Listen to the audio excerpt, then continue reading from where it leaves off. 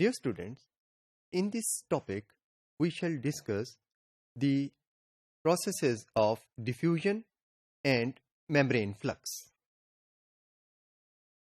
You know that molecules have thermal energy, due to which they are in continuous motion.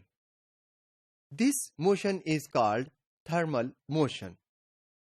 One important effect of this thermal motion is the diffusion of substance.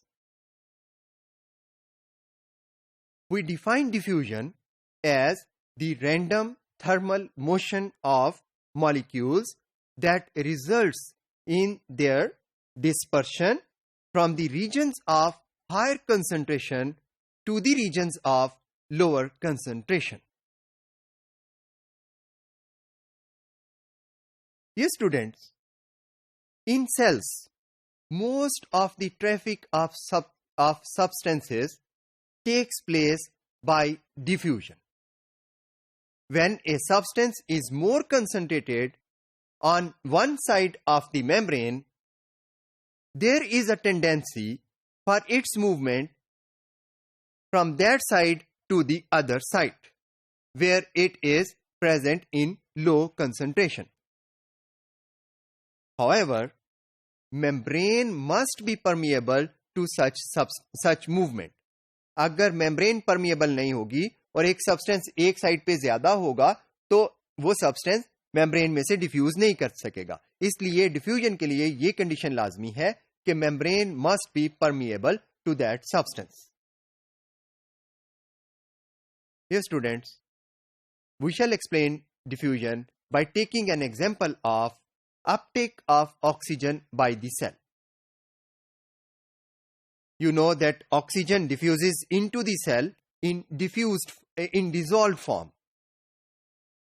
जब oxygen cell में enter होती है तो it is readily taken up by the cell because of cellular respiration.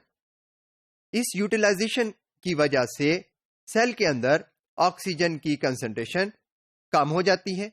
इसके मुकाबले में extra cellular fluid जो है जिसमें कॉन्टिन्यूअसली सर्कुलेशन की वजह से ऑक्सीजन आ रही है, वहां पे ऑक्सीजन की कंसंट्रेशन ज्यादा होती है.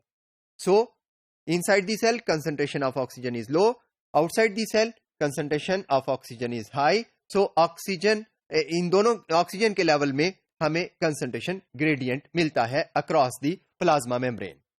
So oxygen has a tendency to move from extracellular fluid into the cell.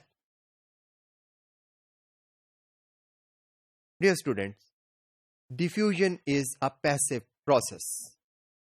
It occurs without the expense of chemical energy of ATP. It is the concentration gradient itself that acts as a source of potential energy and drives diffusion. However, rate of diffusion varies due to the permeability differences of various substances. Dear students, the rate of diffusion of a solute is calculated by Fick diffusion equation. This equation defines that the rate of diffusion, that is delta Qs over delta T, depends on the concentration gradient of the substance, which is represented by delta Cs over delta X. The rate of diffusion also depends on the diffusion coefficient of the substance, ds, which varies with the type and molecular weight of the substance, and it also depends on the cross-sectional area A through which the substance moves through the membrane.